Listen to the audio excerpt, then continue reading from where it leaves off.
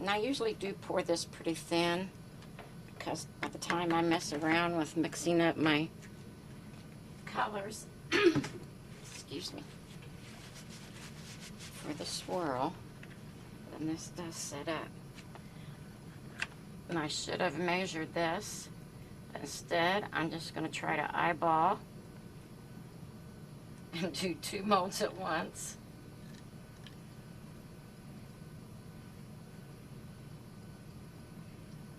I like a challenge.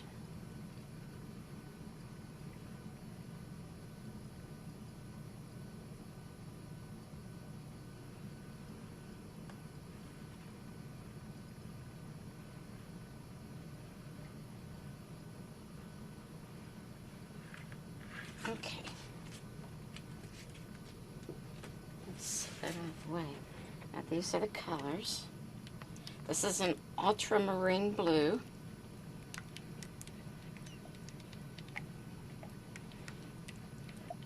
And I did add a tiny bit of water to it before I put my batter in it so that it wouldn't thicken up on me. And this is a neon blue.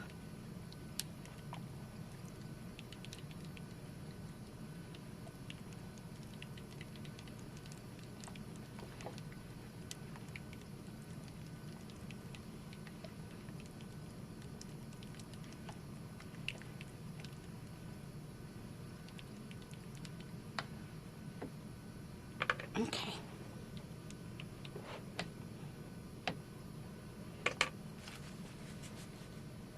I think the part that everybody really wanted to see was the swirls. So I hold close because I don't really want it to go down, although if you do, that's okay too. I just try to do a thin line and go up and down 2 or 3 times, and then I go across.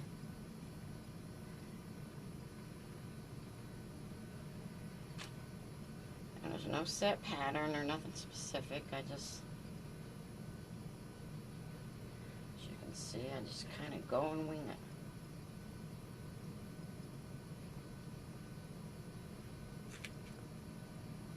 Yep, looks like it's got a little more than that one. I might add another.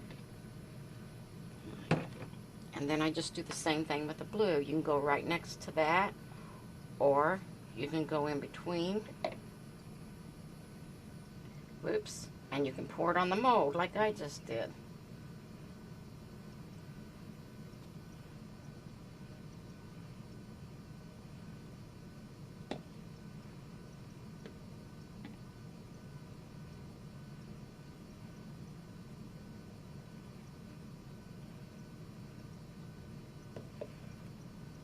That's all I do. And then I start in the corner and I just go back and forth, touching the mold diagonally. And then I start in this corner and I do the same thing. And I'll do it to this one too.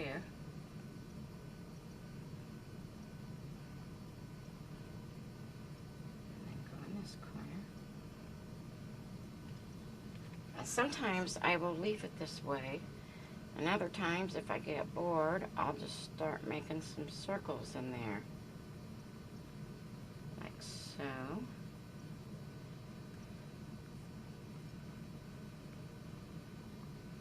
And that's pretty much it.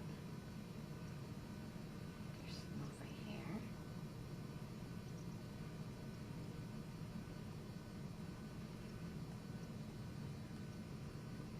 I can look at it, like if I want more in this corner, I can just kind of pull some out and move it around if I see some places.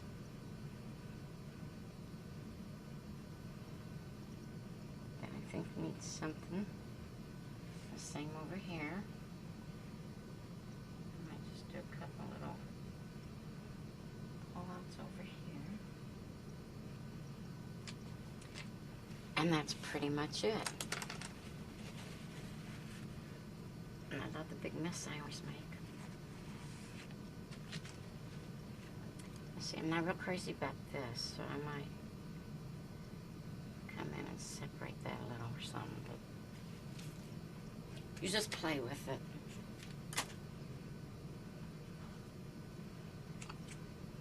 And, okay, the other way. I insert my dividers, and when I push down, that'll bring the colors down on the sides so that the side of the bars look pretty too. Although I don't really worry about that since I colored the base instead of leaving it white. And sometimes these feel a little tight.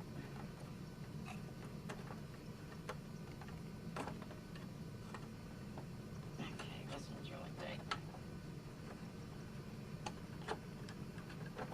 There we go. Let's make sure they're all pursed up. And that is it for the swirling. So this was a brand new recipe I was trying out that I made it myself. I didn't know how fast or slow it would trace, but it looks like it did okay. I got a little bit more color in this one than I did this one. It's thin enough when I pour it that way. If I need to, I can go back and add a few more things if I think it looks bare, or just slap the lid on it, put a blanket underneath and wrap on top and let it gel, or leave it like that and wait 24 hours with it ungelled. So that's it. Hope you enjoyed. Okay, we're back, and this is the next day. We had it wrapped in blankets so it would gel, and right before we take it out of the mold, we like to stick it in the freezer just for a couple hours. I think it helps it shrink, makes it come out easier. I'm gonna take these screws off. And these are molds we made and lined with Lexan on the side. And usually they just slide right off. And there's the soap, and the sides are all nice and slick. We found, though, that it does stick to the bottom for some reason, so we still put the fun foam on it.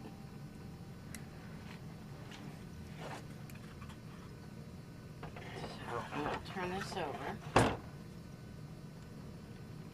Remove the bottom, and the fun foam just peels right off. I don't know why it doesn't stick to the side, but yeah, it sticks to the bottom so bad. So, here's the fun foam. We just rinse that. And there is our soap.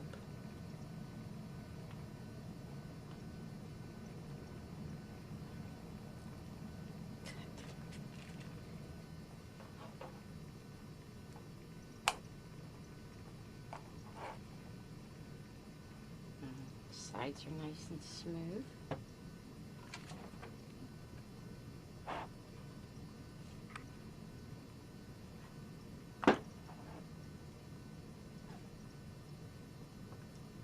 And that's it. That's how we make soap here. Thanks for watching.